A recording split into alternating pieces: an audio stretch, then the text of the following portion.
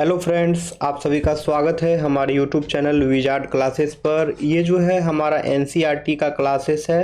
Okay, तो हमारे channel पे ये एनसीईआरटी का क्लासेस चल रहा है जो कि क्लास 9 का है। क्लास 9 साइंस का एनसीईआरटी है ये, ठीक है फ्रेंड्स। तो अगर आप बीपीएससी टीचर की तैयारी कर रहे हैं या फिर किसी भी गवर्नमेंट एग्जाम की तैयारी कर रहे हैं, चाहे वो कोई स्टेट पीसीएस हो, चाहे वो यूपीएससी का ही एग्जाम क्यों ना हो, सभी एग्जाम के लिए जो है एनसीईआरटी काफ़ी महत्वपूर्ण होता है। तो चलिए स्टार्ट करते हैं। तो इस चैप्टर का नाम है जीवन की मौलिक इकाई, ठीक है, यानी कि the fundamental unit of life, ठीक है। ये बायोलॉजी का चैप्टर है, the fundamental unit of life, यानी कि जीवन की मौलिक इकाई। इसी चैप्टर को हम लोग पढ़ने वाले हैं। तो ओके, पूरा चैप्टर अभी कंप्लीट करेंगे, उसके बाद ही सेशन एंड होगा। तो आप लोग वीडियो को अवश्य देखें, ठीक है।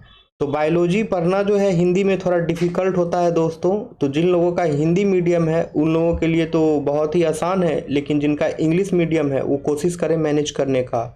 नहीं तो हो सकता है तो अपने चैनल पे इंग्लिश में भी ले आएंगे सेशन, क्या दिक्कत है। ठीक है फ्रेंड, तो फिलहाल स्टार्ट करते हैं अभी ये।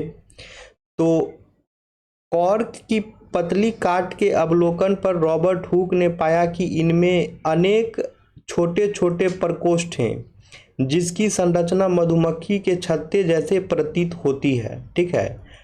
अब है कि कॉर्क जो है एक पदार्थ है जो वृक्ष की छाल से प्राप्त होता है। सन 1665 में हुक ने इसे स्वनिर्मित सूक्ष्मदर्शी से देखा था। रॉबर्ट हुक ने इन प्रकोष्ठों को कोशिका कहा, ठीक है। रॉबर्ट हुक ने इन प्रकोष्ठों को कोशिका कहा, यानी कि सेल कहा।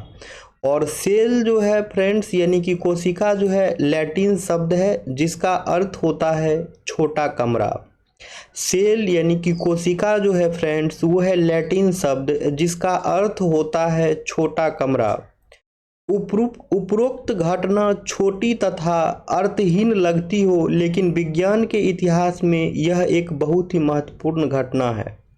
इस प्रकार सबसे पहले हुक ने देखा कि सजीवों में अलग अलग एकक होते हैं, ठीक है। इस प्रकार सबसे पहले रॉबर्ट हुक ने देखा कि सजीवों में अलग अलग एकक होते हैं। इन एककों का वर्णन करने के लिए जीव विज्ञान में कोशिका शब्द का उपयोग आज तक किया गया है, ठीक है। और इन एककों का वर्णन करने के लिए जीव विज्ञान में जो है कोशिका शब्द का उपयोग आज तक किया जाता है, ठीक है। तो है आओ कोशिका के विषय में और जानकारी प्राप्त करें, ठीक है फ्रेंड्स। आओ फ्रेंड्स कोशिका के विषय में और जानकारी प्राप्त करते हैं। तो सबसे पहले है सजीव किससे बने होते हैं। सजीव किससे बने होते हैं, तो इसका डायरेक्ट यहाँ पे जो क्रियाकलाप दिया गया है इसको हम लोग नहीं पढ़ेंगे, टाइम टेकिंग हो जाएगा, इसलिए जो है डायरेक्ट इसका कंक्लूजन देखते हैं, ठीक है। अब हम विभिन्न आकार वाली प्याज की झिल्लियों से अस्थायी स्लाइड बनाएंगे। अब हम क्या देखते हैं, क्या हम एक समान संरचनाओं को देखते हैं अथवा भिन्न भिन्न है। तो आइए इसको पढ़ते हैं। यहाँ पे ये संरचनाएं क्या हैं, तो ये सभी संरचनाएं एक जैसी दिखाई देती है। ये सभी मिलकर एक बड़ी संरचना शल्ककंद बनाते हैं जैसे प्याज। इस क्रियाकलाप से हमें पता चलता है कि विभिन्न आकार के प्याज में सूक्ष्मदर्शी द्वारा देखने पर एक जैसी संरचनाएं दिखाई देती है। प्याज की झिल्ली की कोशिकाएं एक समान है, प्याज के आकार से इसका कोई संबंध नहीं है। ये छोटी छोटी संरचनाएं जो हम देख रहे हैं शल्ककंद प्याज की मूलभूत इकाई है, ओके। और इन संरचनाओं को कोशिका कहते हैं, और इन्हीं संरचनाओं को जो है फ्रेंड्स कोशिका कहते हैं। न केवल प्याज बल्कि जितने भी जीव जंतु हम अपने आसपास देखते हैं वे सभी कोशिकाओं से बनते हैं, वे सभी के कोशिकाओं से बनते हैं, ठीक है फ्रेंड्स। न केवल प्याज, जितने भी जीव जंतु हम अपने आसपास देखते हैं वे सभी कोशिकाएं से बनते हैं, कोशिकाओं से बनते हैं। यद्यपि कुछ जीव जो हैं एक कोशिक भी होते हैं, ओके फ्रेंड्स, कुछ जीव जो हैं एक कोशिक भी होते हैं। आवर्धक लेंस की खोज के बाद सूक्ष्मदर्शी का आविष्कार संभव हो सका। आवर्धक लेंस की खोज के बाद जो है फ्रेंड्स सूक्ष्मदर्शी का आविष्कार संभव हो सका। यह पता चला है कि मात्र कोशिका स्वयं में ही एक संपूर्ण जीव जैसे अमीबा, क्लैमिडोमोनस, पैरामीशियम तथा बैक्टीरिया हो सकती है। ठीक है, तो यह पता चला कि ये पता चला है कि मात्र कोशिका स्वयं में ही एक संपूर्ण जीव जैसे अमीबा, क्लैमिडोमोनास, पैरामीशियम तथा बैक्टीरिया हो सकती है। इन जीवों को जो है एक कोशिक जीव कहते हैं। ठीक है फ्रेंड्स, जैसे कि अमीबा हो गया, मोनास हो गया, पैरामीशियम हो गया, बैक्टीरिया हो गया, ये सभी सजीवों को जो है हम लोग एक कोशिक जीव कहते हैं, एक कोशिक जीव कहते हैं। इसके अतिरिक्त बहुकोशिक जीवों में अनेक कोशिकाएं समाहित होकर विभिन्न कार्यों को संपन्न करने हेतु विभिन्न अंगों का निर्माण करती है। इसके कुछ उदाहरण हैं, जैसे कि हमारा जो है फंजाई हो गया, जिसे हम लोग कवक कहते हैं, पादप हो गया, जंतु हो गया। ओके, ये सभी जो हैं हो जाएंगे बहुकोशिक जीव। तो प्रत्येक बहुकोशिक जीव एक कोशिका से ही विकसित हुआ है।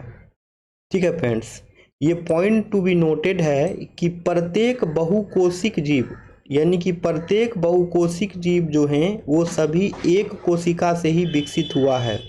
कैसे? कोशिकाएं विभाजित होकर अपने ही जैसी कोशिकाएं बनाती है। इस प्रकार सभी कोशिकाएं अपनी पूर्ववर्ती कोशिकाओं से उत्पन्न होती है। ठीक है फ्रेंड्स, तो आइए एक नोट है, इसे भी जाने। तो इस नोट्स को पहले पढ़ेंगे हम लोग। ठीक है, इस टेबल को पूरा पढ़ेंगे। कोशिका का सबसे पहले पता जो है रॉबर्ट हुक ने 1665 में लगाया था। कोशिका का सबसे पहले पता जो है रॉबर्ट हुक ने 1665 में लगाया था। उसने कोशिका को कॉर्क की पतली काट में अनगढ़ सूक्ष्मदर्शी की सहायता से देखा। लुवेनहक 1674 ने सबसे पहले उन्नत सूक्ष्मदर्शी से तालाब के जल में स्वतंत्र रूप से जीवित कोशिकाओं का पता लगाया। रॉबर्ट ब्राउन ने 1831 में कोशिका में केंद्रक का पता लगाया। जेई पुरोकोंज ने 1839 में कोशिका में स्थिर तरल जैविक पदार्थ को जीव द्रव्य का नाम दिया। दो जीव वैज्ञानिक एम स्लीडन तथा टी स्वान ने कोशिका सिद्धांत के विषय में बताया। इस सिद्धांत के अनुसार सभी पौधे तथा जंतु कोशिकाओं से बने हैं और वे जीवन की मूलभूत इकाई हैं। बिरजो 1855 ने कोशिका सिद्धांत को और आगे बढ़ाया। ठीक है, बिरजो जो हैं उन्होंने कोशिका सिद्धांत को और आगे बढ़ाया। उन्होंने बताया कि सभी कोशिकाएं पूर्ववर्ती कोशिकाएं से बनती है। उन्होंने बताया कि सभी कोशिकाएं जो हैं पूर्ववर्ती कोशिकाओं से बनती है। 1940 में इलेक्ट्रॉन सूक्ष्मदर्शी की खोज के बाद कोशिका की जटिल संरचना तथा बहुत से अंगकों को समझना संभव हो सका। ठीक है, तो आइए अब हम देखते हैं कुछ जीवों में विभिन्न प्रकार की कोशिकाएं भी हो सकती है। ठीक है फ्रेंड्स, कुछ जीवों में जो है विभिन्न प्रकार की कोशिकाएं भी हो सकती है। निम्नलिखित तस्वीर को देखो, ये मानव शरीर की कुछ कोशिकाएं हैं। ये है रुधिर कोशिकाएं, ये है चिकनी पेशी कोशिका, ये है अंडाणु, ये है शुक्राणु, ये है अस्थि कोशिका, ये है वसा कोशिका। ठीक है फ्रेंड्स, तो मानव शरीर की विभिन्न कोशिकाएं ये सभी हैं। तो कोशिकाओं की आकृति तथा आकार उनके विशिष्ट कार्यों के अनुरूप होते हैं। ठीक है फ्रेंड्स, कोशिकाओं की आकृति तथा उसके आकार जो हैं उनके विशिष्ट कार्यों के अनुरूप होते हैं। कुछ कोशिकाएं अपना आकार बदलती रहती है, जैसे एक कोशिक अमीबा। ठीक है फ्रेंड्स, कुछ कोशिकाओं जो है अपना आकार बदलते रहती है, जैसे कि एक कोशिक अमीबा। तो कुछ जीवों में कोशिका का आकार जो है लगभग स्थिर रहता है और प्रत्येक प्रकार की कोशिका के लिए विशिष्ट होता है। उदाहरण के लिए तंत्रिका कोशिका। ठीक है फ्रेंड्स, तो प्रत्येक जीवित कोशिका में जो है कुछ मूलभूत कार्य करने की क्षमता होती है, जो कि फ्रेंड्स सभी जीवों का गुण है। एक जीवित कोशिका ये मूलभूत कार्य कैसे करती है? हम जानते हैं कि बहुकोशिक जीवों में श्रम विभाजन होता है, जैसे कि मनुष्यों में। इसका अर्थ यह है कि शरीर में विभिन्न अंग विभिन्न कार्य करते हैं। जैसे मनुष्य के शरीर में हृदय रुधिर को पंप करता है तथा आमाशय भोजन का पाचन आदि करता है। ठीक है, तो ये भी पॉइंट याद रखना है। मानव शरीर में जो है हृदय रुधिर को पंप करता है, ये भी नोट कर लीजिए, और आमाशय जो है भोजन का पाचन करता है। इस प्रकार एक कोशिक में सभी श्रम विभाजन होता है। वास्तव में ऐसी प्रत्येक कोशिका में कुछ विशिष्ट घटक होते हैं जिन्हें कोशिकांग कहते हैं। ठीक है, वास्तव में ऐसी प्रत्येक कोशिका में जो है कुछ विशिष्ट घटक होते हैं जिन्हें कोशिकांग कहते हैं। प्रत्येक कोशिकांग एक विशिष्ट कार्य करता है, जैसे कोशिका में नए पदार्थ का निर्माण, अपशिष्ट पदार्थों का निष्कासन आदि। ठीक है फ्रेंड्स, इन कोशिकांगों के कारण ही एक कोशिका जीवित रहती है और अपने सभी कार्य करती है। ये कोशिकांग मिलकर एक मूलभूत इकाई बनाते हैं जिसे कोशिका कहते हैं।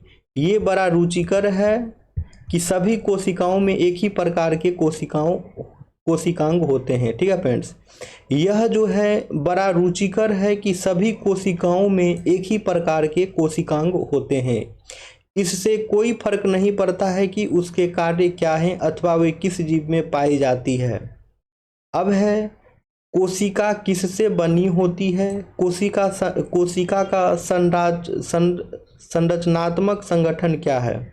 हमने देखा कि कोशिका में विशिष्ट घटक होते हैं जिन्हें कोशिकांग कहते हैं। ठीक है फ्रेंड्स, हमने देखा कि कोशिका में विशिष्ट घटक होते हैं जिन्हें कोशिकांग कहते हैं। कोशिका कैसे संगठित होती है? यदि हम कोशिका का अध्ययन सूक्ष्मदर्शी से करें तो हमें लगभग प्रत्येक कोशिकाओं में 3 गुण दिखाई देता है, जैसे कि प्लेज्मा, झिल्ली और केंद्रक तथा कोशिका द्रव्य। ठीक है, जैसे प्लाज्मा, झिल्ली, केंद्रक तथा कोशिका द्रव्य। कोशिका के अंदर होने वाले समस्त क्रियाकलाप तथा उसकी बाह्य पर्यावरण से पारस्परिक क्रियाएं इन्हीं गुणों के कारण संभव है।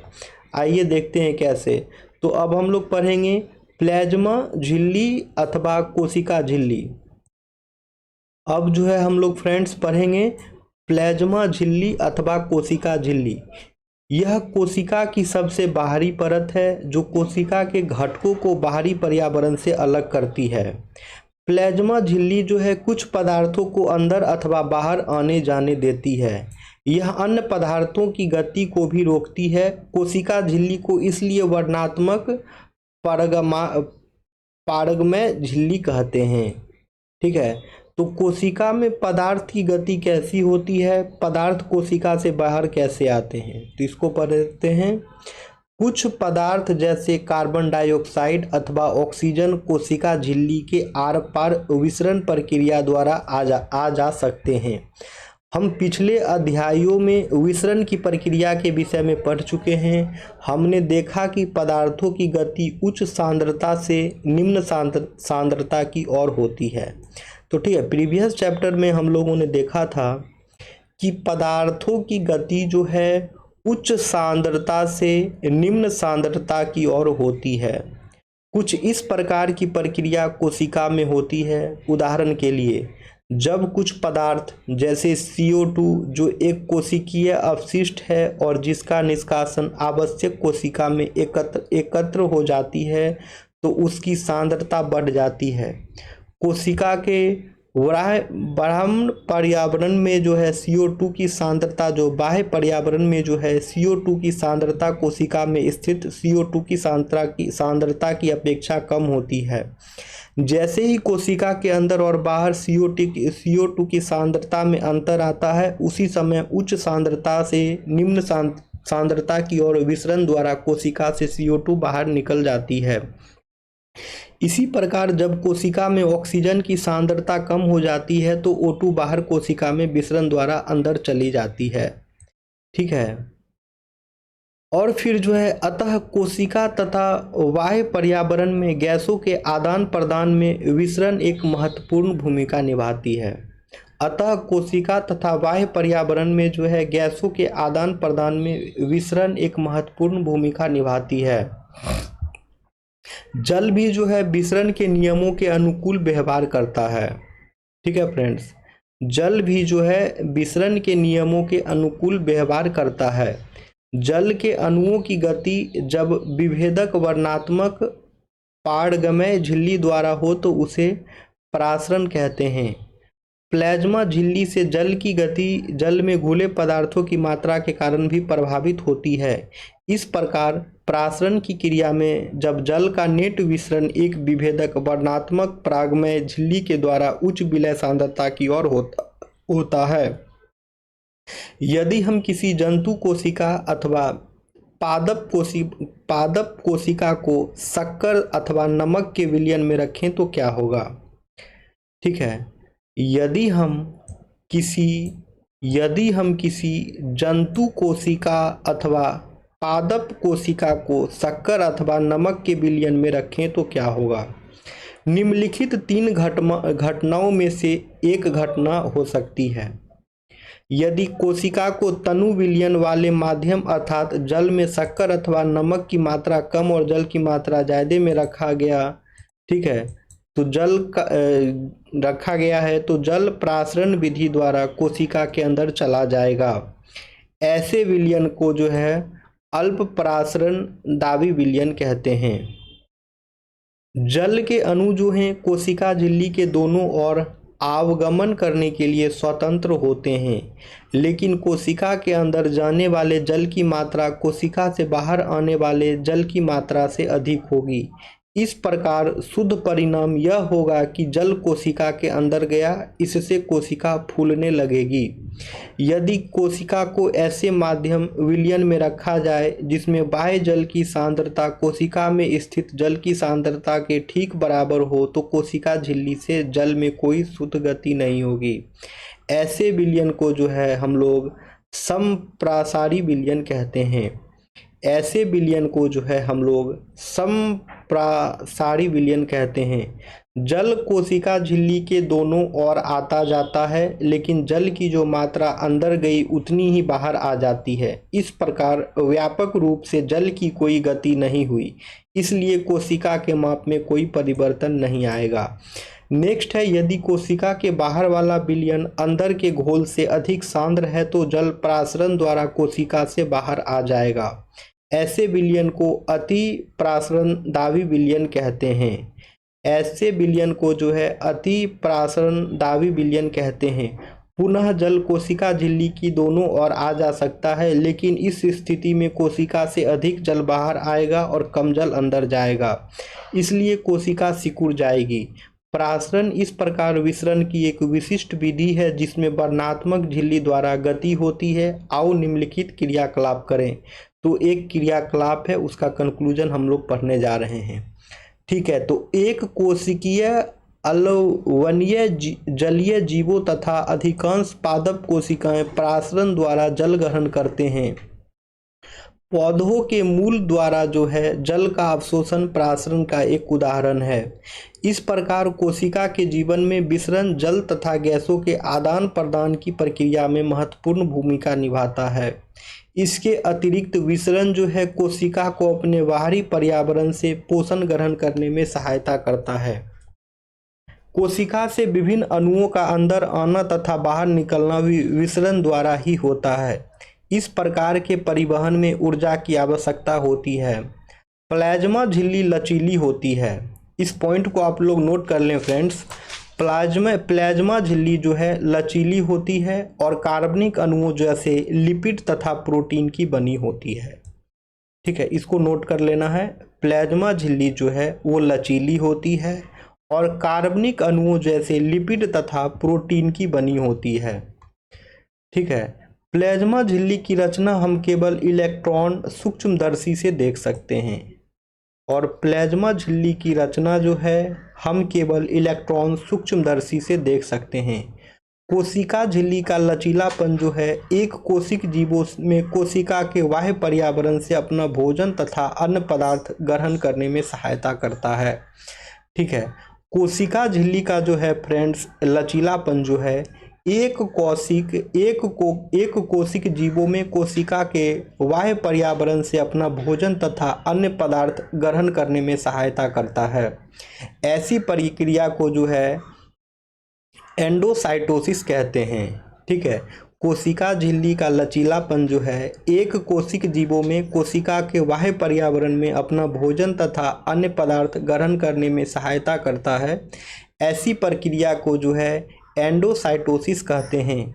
अमीबा अपना भोजन इसी प्रक्रिया द्वारा प्राप्त करता है। ठीक है फ्रेंड्स, अमीबा जो है वो अपना भोजन जो है एंडोसाइटोसिस प्रक्रिया द्वारा प्राप्त करता है। अमीबा जो है फ्रेंड्स वो अपना भोजन एंडोसाइटोसिस प्रक्रिया द्वारा प्राप्त करता है। अब हम लोग पढ़ेंगे कोशिका भित्ति। पादप कोशिकाओं में प्लाज्मा झिल्ली के अतिरिक्त कोशिका भित्ति भी होती है। पादप कोशिकाओं में जो है फ्रेंड्स प्लाज्मा झिल्ली के अतिरिक्त जो है कोशिका भित्ति भी होती है। पादप कोशिका भित्ति मुख्यतः सेल्यूलोज की बनी होती है। ठीक है, पादप कोशिका भित्ति जो है फ्रेंड्स वह मुख्यतः सेल्यूलोज की बनी होती है। सेल्यूलोज एक बहुत जटिल पदार्थ है और यह पौधों को संरचनात्मक दृढ़ता प्रदान करता है। ठीक है फ्रेंड्स, और सेल्यूलोज जो है एक बहुत जटिल पदार्थ है और यह पौधों को संरचनात्मक दृढ़ता प्रदान करता है।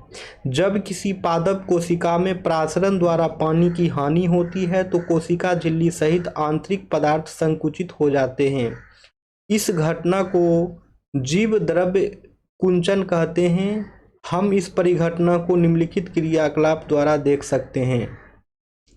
ठीक है, तो इस क्रियाकलाप से क्या निष्कर्ष निकलता है? इससे पता लगता है कि केवल जीवित कोशिकाओं में ही प्रासरण द्वारा जल अवशोषण की क्षमता होती है, न कि मृत कोशिकाओं में। कोशिका भित्ति पौधों, कवक तथा बैक्टीरिया की कोशिकाओं को अपेक्षाकृत कम तनु विलयन में बिना फटे बनाए रखती है। ऐसी माध्यम से कोशिका प्रासरण विधि द्वारा पानी लेती है, कोशिका फूल जाती है और कोशिका भित्ति के ऊपर दबाव डालती है। कोशिका भित्ति भी फूली हुई कोशिका के प्रति समान रूप से दबाव डालती है। कोशिका भित्ति के कारण पादप कोशिकाएं परिवर्तनीय माध्यम को जंतु कोशिकाओं की अपेक्षा आसानी से सहन कर सकती है। अब हम लोग पढ़ेंगे केंद्रक के बारे में। आपको याद होगा कि हमने प्याज की झिल्ली की अस्थायी स्लाइड बनाई थी। ठीक है, अब हम लोग केंद्रक के बारे में पढ़ेंगे।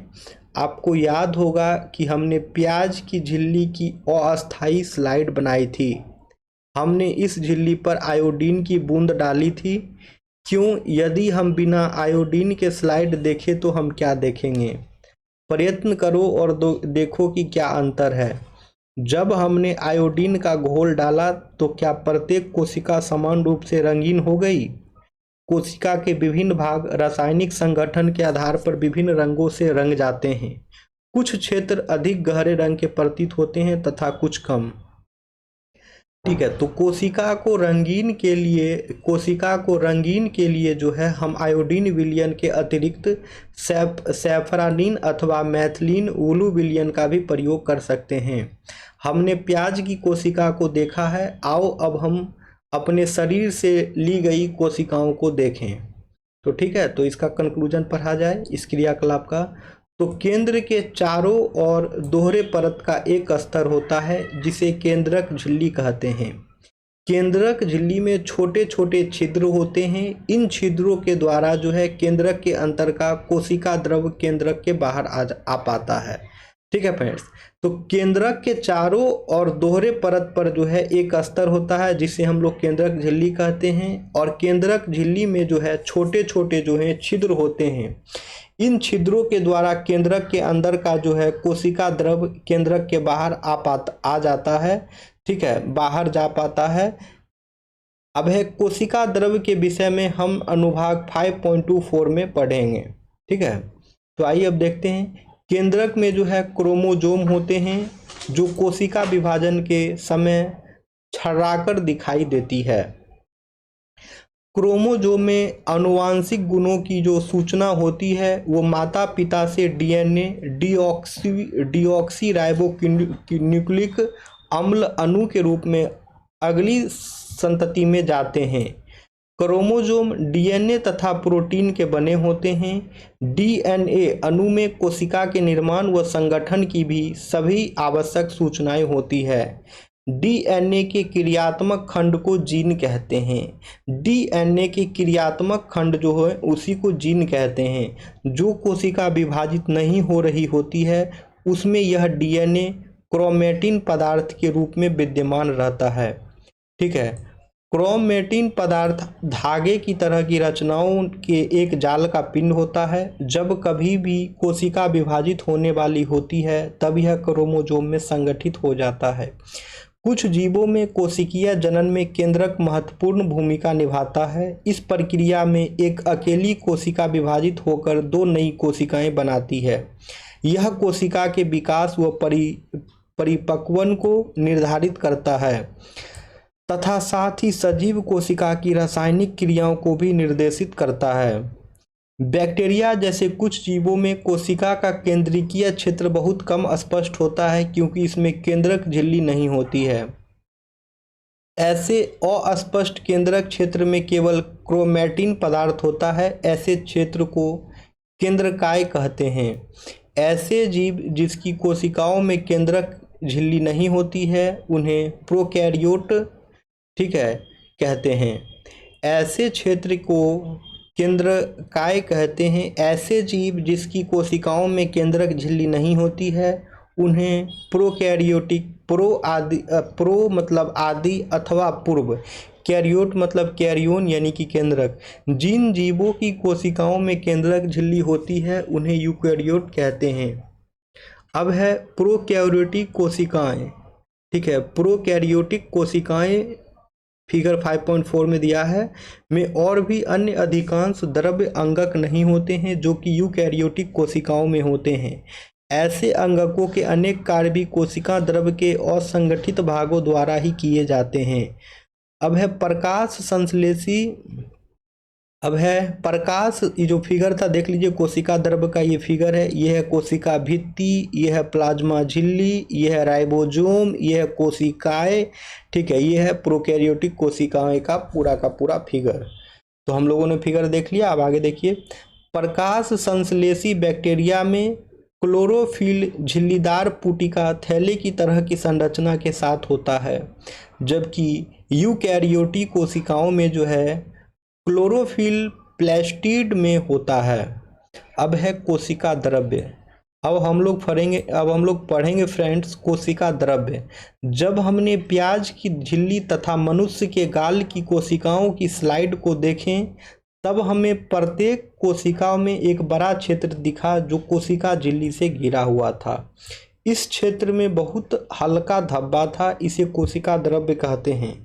प्लाज्मा झिल्ली के अंदर जो है कोशिका द्रव्य एक तरल पदार्थ है। इसमें बहुत से विशिष्ट कोशिका के घटक होते हैं जिन्हें कोशिका अंगक कहते हैं।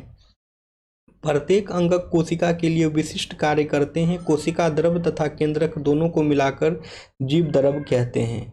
ठीक है, तो कोशिका द्रव्य तथा केंद्रक दोनों को मिलाकर जो है हम लोग जीव द्रव्य कहते हैं। कोशिका अंगक झिल्ली युक्त होते हैं। प्रोकैरियोटिक कोशिकाओं में वास्तविक केंद्रक के अतिरिक्त झिल्ली युक्त अंगक भी नहीं होते हैं, जबकि यूकैरियोटिक कोशिकाओं में केंद्रकीय झिल्ली तथा झिल्ली युक्त अंगक होते हैं। झिल्ली की सार्थकता वायरस के उदाहरण से स्पष्ट कर सकते हैं कि वायरस में किसी भी प्रकार की झिल्ली नहीं होती है और इसलिए इसमें जीवन के गुण तब तक लक्षित नहीं होते जब तक कि यह किसी सजीव के शरीर में प्रविष्ट करके कोशिका की मशीनरी का उपयोग कर अपना बहुगुण नहीं कर लेता है। ठीक है, तो अब हम लोग आते हैं आगे। अब हम लोगों का क्या है यहाँ पे, हाँ लोड हो रहा है, लोडिंग हो चुका है। अब हम लोग पढ़ेंगे कोशिका अंगक। अब हम लोग पढ़ेंगे फ्रेंड्स कोशिका अंगक। प्रत्येक कोशिका के चारों ओर अपनी झिल्ली होती है जिससे कि उसमें स्थित पदार्थ बाह्य पर्यावरण से अलग रहे। बड़ी तथा जटिल कोशिकाओं जिसमें बहुकोशिक जीवों की कोशिकाएं भी शामिल है को भी उपापचयी क्रियाओं की बहुत आवश्यकता होती है जिससे कि वे जटिल संरचना तथा कार्य को सहारा दे सकें। इन विभिन्न प्रकार की उपापचयी क्रियाओं को अलग अलग रखने के लिए ये कोशिकाएं झिल्ली युक्त छोटी छोटी संरचनाओं अंगक का उपयोग करती है। यह यूकैरियोटिक कोशिकाओं का एक ऐसा गुण है जो उन्हें प्रोकैरियोटिक कोशिकाओं से अलग कर सकता है। इनमें से कुछ अंगक केवल इलेक्ट्रॉन सूक्ष्मदर्शी से ही देखे जा सकते हैं। हमने पिछले अनुभाग में केंद्रक के विषय में पढ़ा है। अंतःद्रव्य जालिका, गोल्जी उपकरण, लाइसोसोम, माइटोकॉन्ड्रिया तथा प्लास्टिड कोशिका अंगकों के महत्वपूर्ण उदाहरण हैं जिन पर हम विचार करेंगे। ये इसलिए महत्वपूर्ण है क्योंकि ये कोशिकाओं के बहुत निर्णायक कार्य करते हैं। अब है अंतर्द्रव्य जालिका ER। अब है अंतर्द्रव्य जालिका यानी कि ER। अंतर्द्रव्य जालिका झिल्ली युक्त नलिकाओं तथा सीट का एक बहुत बड़ा तंत्र है। ये लंबी नालिका अथवा गोल या आयताकार थैलोपुटिकाओं की तरह दिखाई देती है। अंतर्द्रव्य जालिका की रचना भी प्लाज्मा झिल्ली के समरूप होती है। अंतर्द्रव्य जालिका दो प्रकार की होती है, खुरदरी अंतर्द्रव्य जालिका RER तथा चिकनी अंतर्द्रव्य जालिका SER। RER सूक्ष्मदर्शी से देखने पर खुरदरी दिखाई पड़ती है क्योंकि इस पर राइबोसोम लगे होते हैं। राइबोसोम पर प्रोटीन संश्लेषित होती है। RER तैयार प्रोटीन को आवश्यकता अनुसार ER के द्वारा कोशिका के अन्य भागों में भेज देता है। SER वसा अथवा लिपिड अणुओं के बनाने में सहायता करती है। ये कोशिकीय क्रिया के लिए बहुत महत्वपूर्ण है। कुछ प्रोटीन तथा वसा कोशिका झिल्ली को बनाने में सहायता करते हैं। इस प्रक्रिया को जो है झिल्ली जीवात जनन कहते हैं। कुछ अन्य प्रोटीन तथा वसा एंजाइम एवं हार्मोन की भांति कार्य करते हैं। यद्यपि विभिन्न कोशिकाओं में ER भिन्न रूपों में दिखाई देती है परंतु सदैव एक जालिका तंत्र का निर्माण करती है।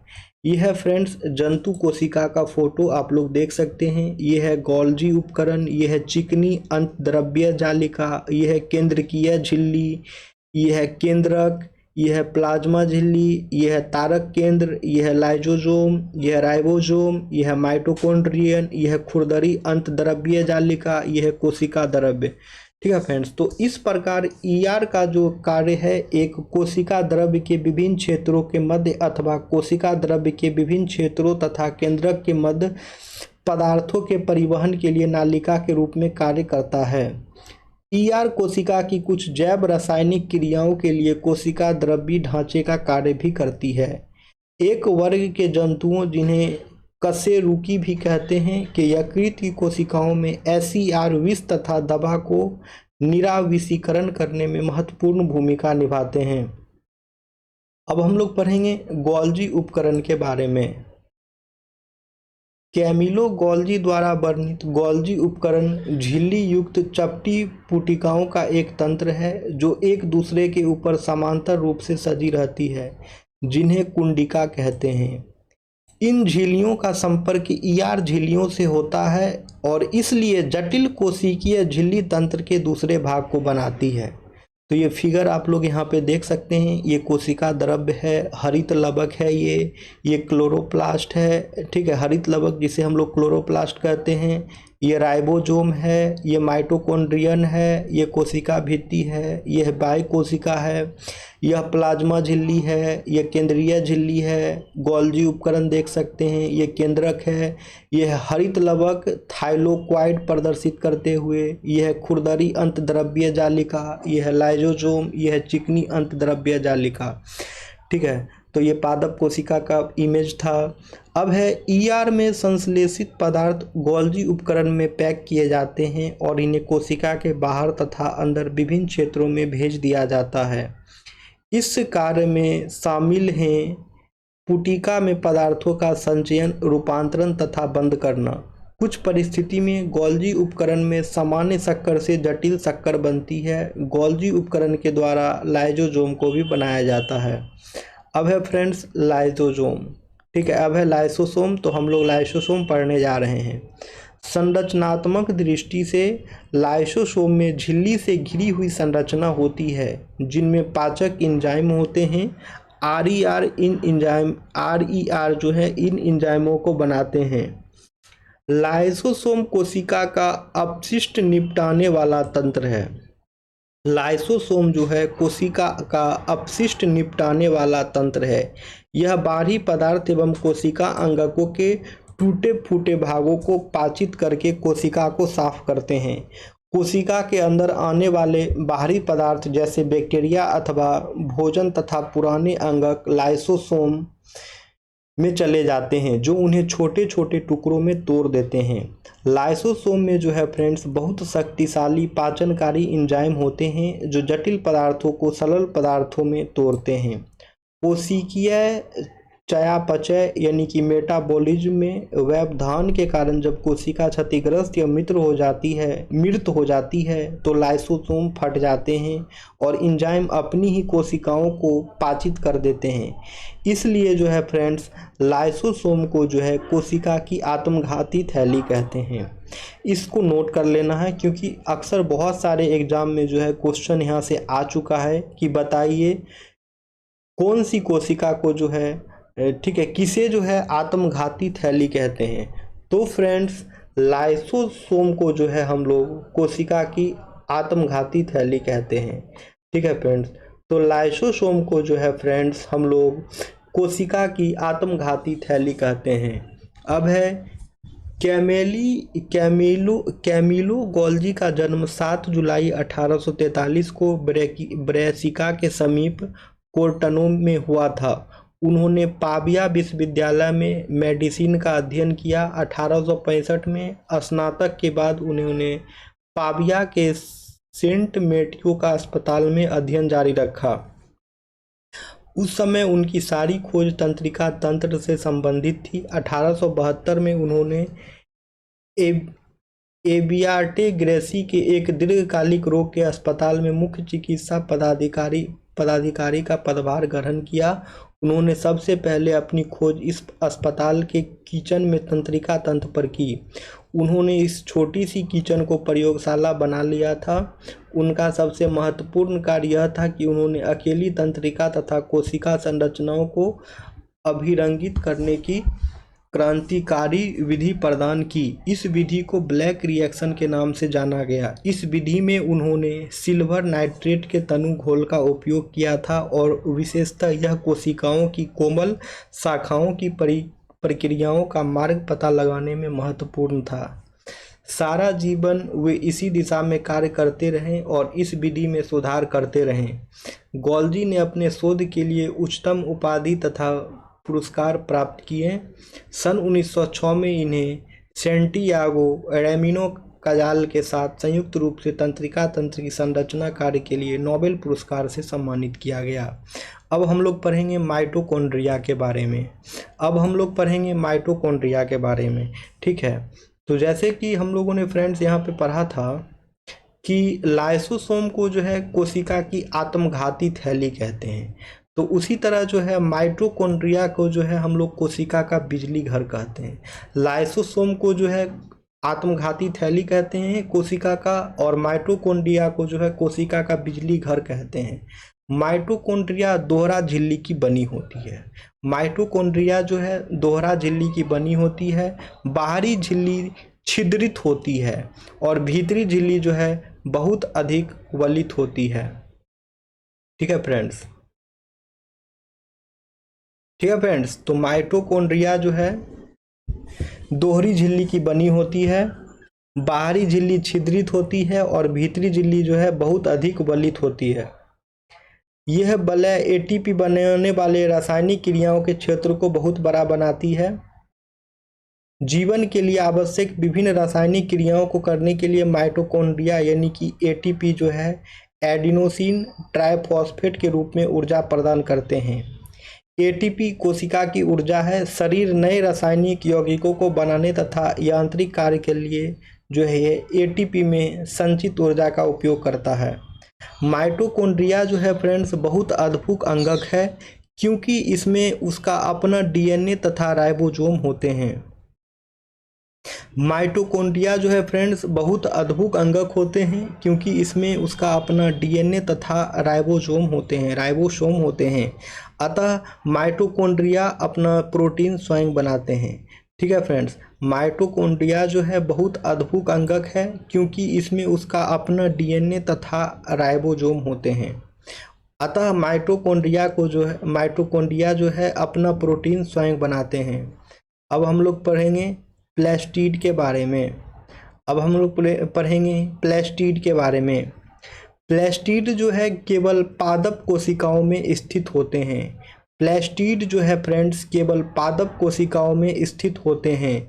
प्लास्टिड दो प्रकार के होते हैं, क्रोमोप्लास्ट रंगीन प्लास्टिड और एक होते हैं लिक्योप्लास्ट। ठीक है, प्लास्टिड दो तरह के होते हैं, एक क्रोमोप्लास्ट एक लिक्योप्लास्ट। क्रोमोप्लास्ट रंगीन प्लास्टिड होता है और ल्यूकोप्लास्ट जो है श्वेत तथा रंगीन प्लास्टिड होता है। जिस क्रोमोप्लास्ट में क्लोरोफिल वर्णक होता है उसे क्लोरोप्लास्ट कहते हैं। पौधों में क्लोरोप्लास्ट प्रकाश संश्लेषण के लिए बहुत आवश्यक है। पौधों में जो है फ्रेंड्स क्लोरोप्लास्ट प्रकाश संश्लेषण के लिए बहुत आवश्यक है। क्लोरोप्लास्ट में क्लोरोफिल के अतिरिक्त विभिन्न पीले अथवा नारंगी रंग के वर्णक भी होते हैं। ल्यूकोप्लास्ट प्राथमिक रूप से अंगक है, जिसमें स्टार्च, तेल तथा प्रोटीन जैसे पदार्थ संचित होते हैं।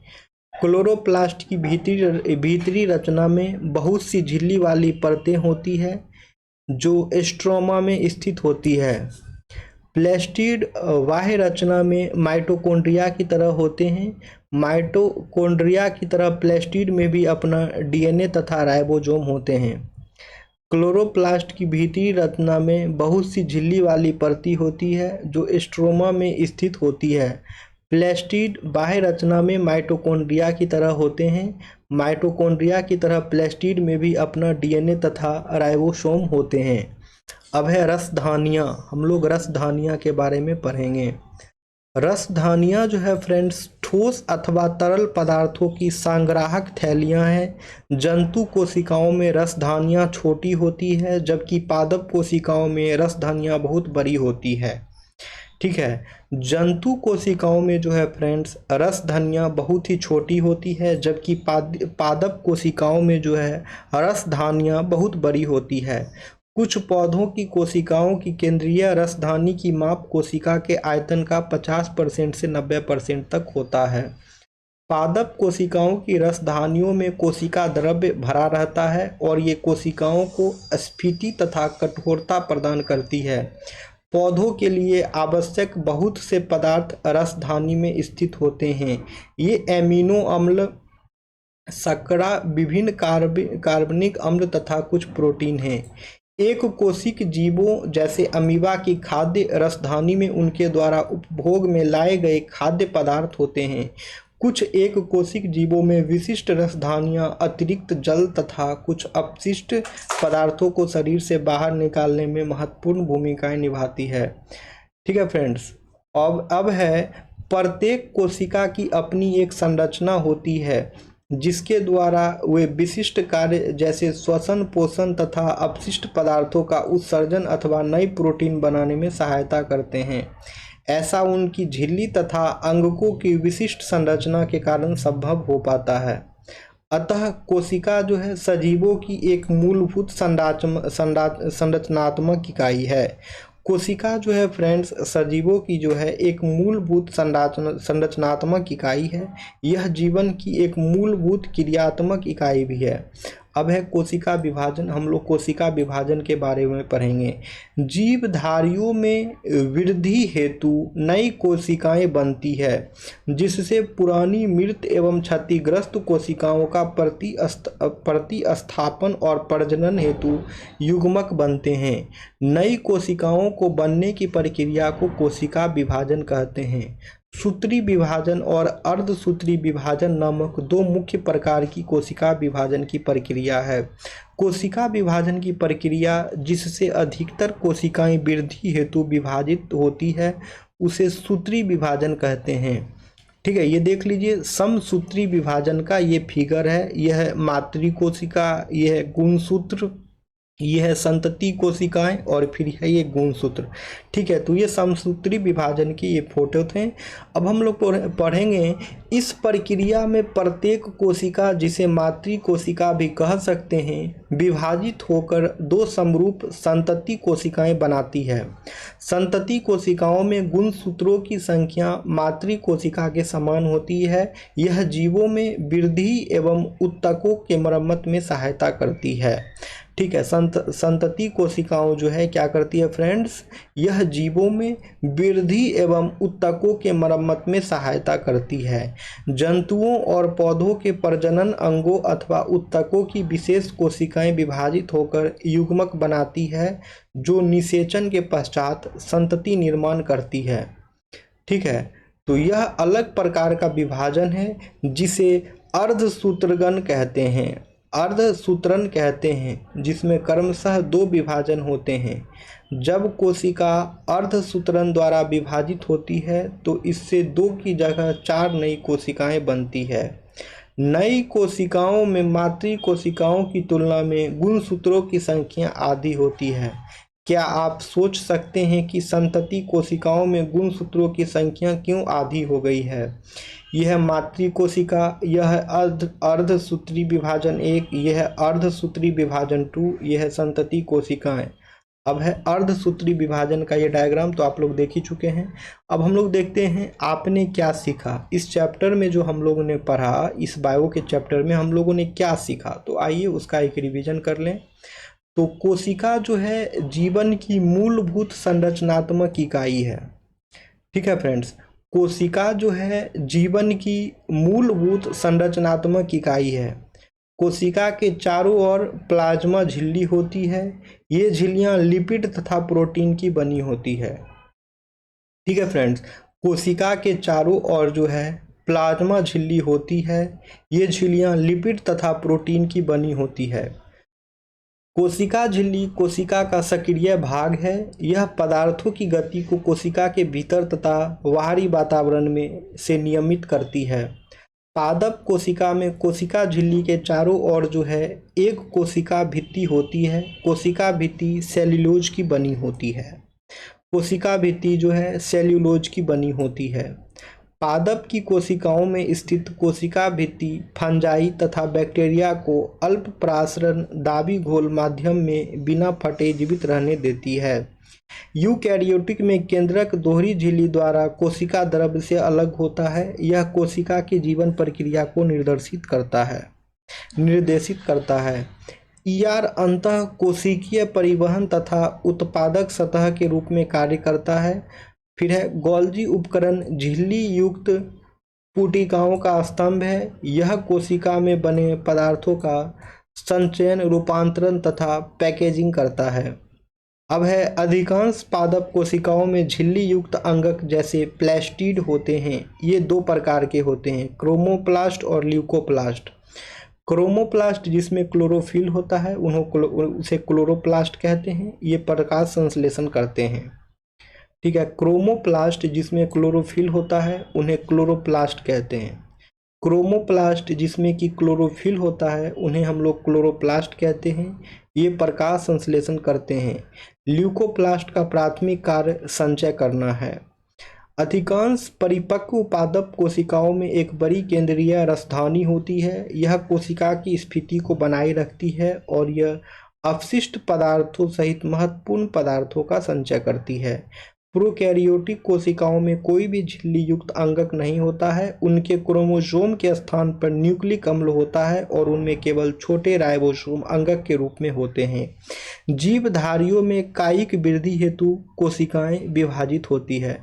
ठीक है फ्रेंड्स, तो ये चैप्टर जो है हमारा बायो का एंड हुआ। अगर दोस्तों आप लोगों को वीडियो पसंद आता है तो आप लोग हमारे वीडियो को लाइक अवश्य करें। जो लोग चैनल पे नए हैं वो लोग चैनल को सब्सक्राइब कर लेंगे ताकि आने वाले वीडियो का नोटिफिकेशंस जो है आप सभी को मिलता रहे। ठीक है फ्रेंड्स, तो चलिए सेशन को एंड करते हैं, फिर हम लोग जो है मिलेंगे नेक्स्ट वीडियो में। Thank you everyone friends.